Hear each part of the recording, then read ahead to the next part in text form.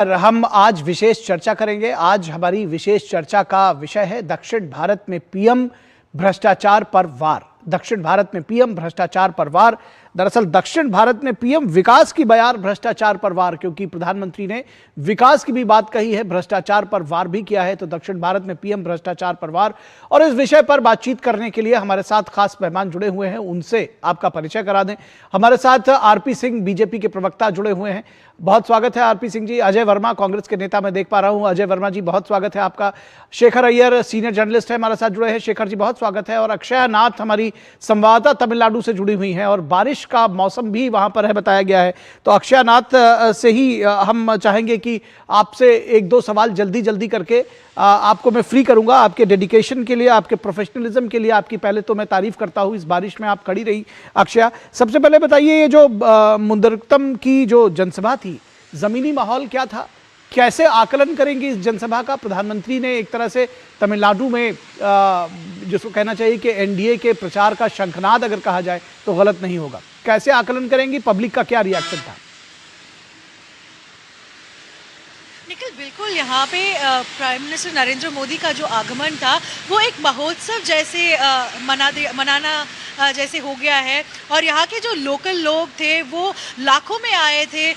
और हमारे पास जो एआईएडीएमके और बीजेपी के नेताओं ने बात की थी, उन्होंने बोला कि 6.5 लाख पीपल यहाँ पे आए थे प्राइम मिनिस्टर नरेंद्र मोदी को देखने के लिए और उनके बातचीत सुनने के लिए। और यहाँ पे हमने देखा कि कई सारे लोग कई डिस्ट्रिक्ट से आए थे। मधुरांतकम, और मधुरांतकम लगभग 80 किलोमीटर है चेन्नई से। और हमने देखा खूब सारे लोग थे और बहुत ही बड़ा सेलिब्रेशन था। और एनडीए महागठबंधन यहाँ पे बन गया है। और इस बार हमें बोला गया है कि एआईएडीएमके एनडीए की जो गवर्नमेंट आने वाला है यहाँ पे, वो डबल इंजन गवर्नमेंट होगा। वो था प्राइम मिनिस्टर नरेंद्र मोदी जी का जो स्पीच में उन्होंने कहा था। और उन्होंने बोला कि तमिलनाडु में जो भ्रष्टाचार है, परिवारवाद है और माफिया गवर्नमेंट है डीएमके का, वो अगले सरकार नहीं बना सकता है, क्योंकि एनडीए यहाँ पे एक वेरी स्ट्रॉन्ग महागठबंधन बनाया है। और वो आज यहाँ पे रिफ्लेक्टेड था। और एक और बात था निखिल, वो था कि आज मौसम ही ऐसा था जैसे कि द सन हैड डिसअपीयर्ड। तो जब यहाँ के जो नेताओं ने बात करने शुरू कर दी, उन्होंने बोला कि सन हैज ऑलरेडी स्टार्टेड सेटिंग, और सन है डीएमके का सिंबल। तो आज ऐसे माहौल बना है यहाँ पे जहाँ पे हम देख रहे हैं कि कई सारे लोग आए हैं। और ये भी बोला है कि एनडीए और एआईएडीएमके की सरकार बनने का पूरे पॉसिबिलिटीज है, क्योंकि उतना स्ट्रॉन्ग एक अलायंस पार्टनर्स यहाँ पे मिल रहा है उनको। ठीक है, ये जो स्ट्रॉन्ग अलायंस पार्टनर्स की बात कही, सहयोगी दल सभी जुटे थे। किस तरह से ये जो अलायंस है उसको आप देख पा रही हैं? कैसे दिखा ये अलायंस? आपको मजबूत दिखा वहां पे? मैं एआईएडीएमके और बीजेपी के अलायंस की बात कर रहा हूं, जो सहयोगी हैं। जी बिल्कुल, हम यहाँ पे देख रहे हैं कि एआईएडीएमके एक वेरी स्ट्रॉन्ग द्रविडियन पार्टी है। और पहले से ही एआईएडीएमके जब जयललिता या एमजीआर के नीचे थे, उस टाइम से ही डीएमके के लिए एक सबसे बड़ा कॉम्पिटिटर था। और इस बार जब हम देख रहे हैं कि एनडीए के साथ जुड़ने के बाद कई सारे छोटे मोटे पार्टीज भी उनके साथ जुड़ गए हैं, तो इसके वजह से हम देख रहे हैं कि एआईएडीएमके की स्ट्रेंथ और बढ़ रहा है। और जयललिता की मौत के बाद हमने देखा कि एआईएडीएमके कई सारे स्प्लिट्स था, पर इस बार टीटीवी शायद मेरे सवाल अभी वापस आ गया है। शायद मेरा सवाल का मर्म आप समझी नहीं। मैं यही पूछना चाह रहा था कि जो एआईडीएमके में तमाम सारे स्प्लिट्स थे, क्या वो सारे लोग आपको वहां पर एकजुट दिखे? क्या मंच पर आपको ये समझ में आया कि एआईडीएमके के जो भी धड़े हैं या जो भी लोग एनडीए में साथ में शामिल हैं, वो सब लोग उस मंच पर आपको दिखे, उनका रिप्रेजेंटेशन था? बिल्कुल, हमने देखा कि टीटीवी दिनकरन और ईपीएस दोनों एक साथ बैठ रहे थे, एक साथ प्रेस कॉन्फ्रेंस भी दिए थे। और उसके बाद टीटीवी दिनकरन जब प्रेस कॉन्फ्रेंस में बात कर रहा था, उन्होंने कहा कि हम दोनों एक ही माँ के बच्चे हैं और हमारे बीच में जो भी झगड़ा हुआ है वो सारे पहले की बात है। और उन्होंने ये भी कहा कि बीजेपी का सीनियर लीडर और यूनियन मिनिस्टर अमित शाह जी ने इन दोनों के बीच बातचीत करके एक साथ जुड़ा दिया है एआईएडीएमके को। और अभी सिर्फ ओ पनीरसेल्वम की अवेटिंग है, और वो भी आने का पूरा विश्वास है एआईएडीएमके और अभी का एनडीए अलायंस में। और इस महागठबंधन जो बन रहा है और एआईएडीएमके की जो स्प्लिट्स को एक साथ बना रहा है, वो सबके पीछे बीजेपी और एनडीए के एक सबसे बड़ा हाथ भी है। ठीक ठीक, थैंक यू अक्षया, बहुत शुक्रिया इस तमाम बातचीत और जानकारी के लिए।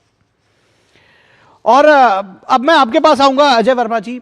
इस डिबेट में ये जानना समझना चाहेंगे दरअसल भ्रष्टाचार और परिवारवाद को लेकर के डीएमके पर, और डीएमके जिसकी सहयोगी कांग्रेस पार्टी है, उस पर प्रधानमंत्री ने तीखा करारा हमला बोला है।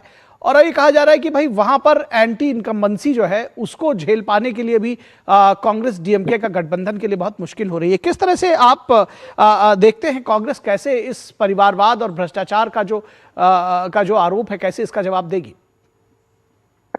देखिए एंकर महोदय, देश भारत का संविधान, बाबा साहब का संविधान सबको आजादी देता है कि वो अपनी अपनी पार्टी की रणनीति बनाए। और अब से नहीं, जब से पृथ्वी पर या जब से भी भूतल हो, आसमान हो, ब्रह्मांड हो, पृथ्वी हो, देवता अपनी रणनीति तैयार करते हैं, राक्षस अपनी रणनीति तैयार करते हैं। जब वो लड़ाई लड़ते हैं, चुनाव लड़ते हैं, जीतते हैं और हारते हैं, तो सबको अपनी रणनीति करने का अधिकार है और अपने बारे में कुछ भी बोलने का अधिकार है। अपने मुंह मियां मिट्टू बनिए और कुछ भी करिए। देखिए ये जो तमिलनाडु है, बड़ा पूजनीय दर्शनीय देव स्थल है। आपको जानकारी हो थोड़ी सी, वैसे तो आप तो डीडी न्यूज है, अंतरराष्ट्रीय है। पहले यहाँ पर करीब 7.21 यानी 7.21 करोड़ वोटर थे। 2025 के अनुमान के अनुसार यहाँ 8.53 करोड़ के करीब आसपास वोटर हो गए। और 38 जिलों का ये शहर है, जिला है, प्रदेश है तमिलनाडु। यहाँ करीब 234 निर्वाचित एमएलए होते हैं। और उन 234 निर्वाचित एमएलए में देश की सरकार अपना प्रयास करने आई है कि साम दाम दंड भेद करके, और टेलीप्रॉम्प्टर साहब यहाँ आए और उन्होंने एक पढ़ा हुआ पाठ्यक्रम जो बना के, वो सन 40 से, यानी 40 मतलब जब से चुनाव जीतते हैं, लड़ते हैं 2014 से, वही पाठ्यक्रम, वही कहानियां, भ्रष्टाचार, हिंदू मुस्लिम, कांग्रेस, परिवारवाद, भ्रष्टाचार, लूट, ये शासन वो शासन। चलो इनकी अपनी रणनीति, अच्छी बात है, इन्हें करना चाहिए, क्योंकि इनके पास मुद्दे कुछ है नहीं। हिंदुस्तान के उत्तर प्रदेश, जिसको आजकल वहां मेघ चल रहा है, वहां तो शंकराचार्यों को इनके इशारे पर बेइज्जत किया जा रहा है। पूरा देश कह रहा है, मैं नहीं कह रहा, सारे चैनलों में। और ऐसे ही आज जो ये प्रोग्राम यहाँ था, आपको एक और जानकारी दूं मैं कि तमिलनाडु में विकिपीडिया के अनुसार जो है ना, ये तमिलनाडु हिंदू एंडोमेंट बोर्ड, यहाँ करीब 40,000 के आसपास हिंदू मंदिर है। और बड़े मंदिरों में जो प्रसिद्ध मंदिर है यहाँ, श्री रंगनाथ स्वामी मंदिर, श्रीरंगम कपिलेश्वर मंदिर चेन्नई, और ब्रजपुरी मंदिर पंजापुर स्वामी, सबसे अधिक मंदिर वाला ये राज्य है। इस पर कांग्रेस पार्टी पर और हमारी पार्टी पर, हमारे मुख्यमंत्री स्टालिन साहब, एमके स्टालिन साहब पर पूरा आशीर्वाद पहले भी था, आज भी है और इस वाले चुनाव में भी है। देश की सरकार इसलिए बौखला रही है, वहां इसके मुखिया इसलिए बौखला रहे हैं कि चंदा दो धंधा लो के पाठ्यक्रम एक इनका था, दूसरा पाठ्यक्रम ED CBI income tax IT था, तीसरा पाठ्यक्रम अपोजिशन के लोगों पर छापे लगवाने था, चौथा पाठ्यक्रम सांप्रदायिक माहौल फैलाना था, पांचवा पाठ्यक्रम हिंदू मुस्लिम कराना था, छठा पाठ्यक्रम मुरुगन भगवान के उस मुद्दे पर था। मुरुगन भगवान के बारे में भी पता होना चाहिए, उनकी करीब 6 शादियां हुई थी। एक देवस्थान उनका वो था जिसमें कोर्ट में वो दीप जलाने वाला मैटर था। लेकिन ये सारे पाठ्यक्रम इनके फेल हो गए, क्योंकि तमिलनाडु की जनता ने, तमिलनाडु के वोटर ने, तमिलनाडु के लोगों ने इन्हें बता दिया। लोग कह रहे, आपको तो मैं वीडियो भेज दूं, मेरे पास बहुत सारी वीडियो आए कि वहां लोगों को पैसे दे दे के इस प्रायोजित रैली में बुलाया गया, भीड़ इकट्ठी नहीं हो रही थी। अब ये इनका तरीका है, रैली करते हैं, जब विदेश जाते हैं तो यहाँ से ठीक है सर, मोदी मोदी मोदी। ठीक है सर, आपका पॉइंट आ गया। मुझे लग रहा था कि आप कुछ और सब्सटेंशियल बोलेंगे। ठीक है, ठीक है सर। नहीं, प्रधानमंत्री ने, मैं तो देखिए डीडी न्यूज और प्रधानमंत्री को फॉलो करता हूं, मुझे नहीं पता आप फॉलो करते हैं नहीं करते हैं। प्रधानमंत्री जी के पास कोई रटा गला सड़ा सड़ाया भाषण था, लिखा लिखाया पुराना। अभी आपने शुरू में खुद ही कहा, आपने खुद ही कहा कि अपना एजेंडा, अपनी बात सबकी अपनी अपनी होती है। ठीक है, तो वो उनका अपना है, आपका अपना है। आप उनको सड़ा गला बताते रहिए, मैं आरपी सिंह के पास आऊंगा, वो आपको सड़ा गला बताते रहेंगे। ठीक है, तो अब इस पर हम समय क्यों व्यर्थ करें? आपसे जो सवाल पूछा था आपने, इतनी देर में सिर्फ उनके ऊपर हमले किए। ठीक है सर, आपका पॉइंट आ गया। लेकिन आपने कहा कि हिंदू मुस्लिम करते हैं, आपने कहा हिंदू मुस्लिम करते हैं, तो इसका जवाब मैं आरपी सिंह से ही ले लेता हूं। सनातन धर्म को गाली देने वाले, उसको मलेरिया और कीट मकोड़ा बताने वाले कौन कौन से बीमारियों से उसको तुलना की थी आरपी सिंह? किस तरह से देखते हैं आप ये जो सियासत में कह रहे हैं कि परिवारवाद और भ्रष्टाचार की बात तो प्रधानमंत्री क्या करेंगे, लेकिन ये खुद कह रहे हैं कि हिंदू मुस्लिम की बात होती है, और इन्होंने सनातन धर्म के वो शायद स्टेटमेंट्स जो स्टालिन के परिवार से ही आए थे, वो उसका ध्यान नहीं होगा अजय वर्मा को। मैं सारे पे आता हूँ। मैं चाहता हूँ कि मुझे सबसे आखिर में होना, ताकि शेखर अय्यर साहब भी अपनी बात करें, फिर मैं इनकी बात का भी पूरा जो मेरा निवेदन आपसे, ठीक है, एक बार ठीक है, सबका इकट्ठा ठीक एक बार है, ठीक है, तो कैप्टन छोटा है। ठीक है, तो मैं शेखर अय्यर जी के पास आता हूं, और एक मैं चाहता हूं कि राजनीतिक विश्लेषक के तौर पर शेखर अय्यर, एक पत्रकार के तौर पर, अगर इस दौरे का विश्लेषण करें आप ईमानदारी से, प्रधानमंत्री नरेंद्र मोदी के कितना निर्णायक, कितना महत्वपूर्ण ये दौरा, इसका आकलन कैसे करेंगे आप? हाँ निखिल जी, आज प्रधानमंत्री का जो वहाँ पे कार्यक्रम था, ये कार्यक्रम बहुत दिन, मतलब बहुत महीने के बाद तैयार होके, और भाजपा के एक बड़ा रोल रहा है कि जितने पार्टियां डीएमके को विरोध करते, एंटायर ऑपोजिशन को इकट्ठे करके एक मंच पे लाके, ताकि जो डीएमके के खिलाफ जो वोट है वो भिन्न ना हो जाए, एक प्रकार से ऑपोजिशन को इकट्ठा करने का ये कार्यक्रम था। अब आज क्या देखे आपने, जो एडीएमके से, क्योंकि जयललिता की मृत्यु के बाद एआईएडीएमके में बड़ी क्राइसिस चल रही थी। इस क्राइसिस में एडप्पाडी एक तरफ, दूसरी तरफ आपके ओ पन्नीरसेल्वम थे और टीटीवी दिनकरन, क्योंकि ये इन दोनों को समझना पड़ा। जो बीजेपी के नेताओं ने लगा कर देखे, डीएमके को शासन खत्म करना है तो विपक्ष को इकट्ठा होना है, और क्योंकि ये आपके डीएमके के जो अलायंस चल रहा है उसमें कांग्रेस बड़ी नाराज है डीएमके के साथ। कांग्रेस नेता खुद कह रहे हैं कि पिछले 5 साल में इतनी एंटी इनकम्बेंसी हुई है, हमें ज्यादा सीटें दो, या हमें आश्वासन दो हमें सत्ता में, या हम दूसरा कोई अलायंस के लिए कोशिश कर रहे हैं। इसीलिए तो जो एक्टर विजय की जो पार्टी बनी है अभी, तमिल वेट्री कड़गम टीवी के जी, उसके साथ जाने की बात भी हो रही है। ऐसे समय में पीएम वहां जाके एक प्रकार से चुनावी बुगल बजा के सॉरी, ऑपोजिशन की एक प्रकार से मैं कह सकता हूं एक नई ऊर्जा लाई है वहां पे, क्योंकि लोग एक ऑल्टरनेटिव ढूंढ रहे हैं।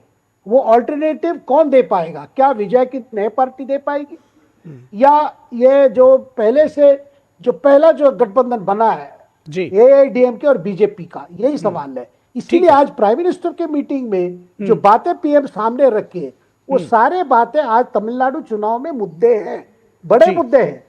परिवारवाद हो या भ्रष्टाचार हो, ये मतलब डीएमके घटक दल भी इसी बातों को लेकर। ठीक है सर, तो इसका जवाब ले लेते हैं। आरपी सिंह के पास सबसे अंत में आ रहे हैं। आरपी सिंह, बहुत सारी बातें हुई इस डिस्कशन में, आपने देखा अजय वर्मा जी ने भी कहा, और एक बात ये सामने आती कि वो सारे मुद्दे प्रधानमंत्री ने छुए, जो परिवारवाद की बात हो, भ्रष्टाचार की बात हो, या फिर वहां पर सनातन विरोध की बात हो, जिस तरह से ये तमिलनाडु की सियासत में आपने देखा है। क्या कहेंगे आप कि आपको लगता है कि जो बीजेपी एआईएडीएमके का जो गठबंधन है, यानी कि एनडीए की जो सरकार है, वो रिप्लेस करने जा रही है मौजूदा सरकार को? सुनिश्चित इस बार वहां पर बदल होने जा रहा है। 2-3 कारण, बड़े कारण हैं। एक तो जिस प्रकार से वहां पर लगातार हिंदू विरोधी या सनातन विरोधी जिस प्रकार की भाषा इस्तेमाल करे, जिसको लेकर अभी हाल में ही हाईकोर्ट ने उदयनिधि को कटघरे में खड़ा किया है, और उसके ऊपर एक्शन भी शायद होगा। परंतु वो लगातार एक मैसेज जा रहा है, और जिस प्रकार से अभी दीप उत्सव को लेकर जिस प्रकार से कांग्रेस भी उसमें मिली, प्रियंका वाड्रा भी उसमें हस्ताक्षर कर गई उस जज के खिलाफ जिसने फैसला सुनाया, क्योंकि वो फैसला अपनी तरफ से तो कानून के दायरे में सुनाया था, परंतु वो हिंदुओं के पक्ष में था, इसके विरोध में जाकर खड़े हो गए। परंतु ये अपनी जगह प्रश्न है, परंतु जो मूल बात है वहां पे एक भ्रष्टाचार का बड़ा मामला है, और भ्रष्टाचार के मामले में वहां पर एक जो मंत्री हैं सज्जनर बालाजी, वो ऑलरेडी जेल जा चुके हैं, और वहां पर एक हाल में ठेकों में सरकार के शराब के ठेकों में कोई लगभग 1000 करोड़ रुपए से अधिक का घोटाला हुआ है, वो भी उजागर हुआ है। उसको लेकर भी दंगे लोग, और वहां पर लगभग मेरी जो जानकारी 60 से ऊपर लोग नकली शराब के चलते हुए उनकी मृत्यु हुई थी, और तब राहुल गांधी को समय नहीं था वहां जाकर अपनी संवेदना प्रकट करने के लिए। खैर, वो अपनी जगह है, परंतु इस बार जो हमारी कोशिश है कि जितने दल हैं वो सबके सब इकट्ठे आ जाएं और एक मंच पे हो जाएं, ताकि हम जो ठीक मूल जवाब हम डीएमके को दे पाए, और उसके चलते हुए इस बार वहां पे सरकार बनी, क्योंकि लोग डीएमके से तंग है, उन विपक्ष का वो वोट विभाजित ना हो। और जहां तक कांग्रेस की बात है, ये तो अभी इनको यही नहीं पता कि इन्होंने डीएमके के साथ जाना है, डीएमके के विरोध में जाना है। इनके नेता वहां डीएमके के विरोध में बात करते हैं, और ये भी पता नहीं इनके यहाँ से टीबीके के साथ जाना है या किस प्रकार से इन्होंने आगे अपनी रणनीति बनानी है।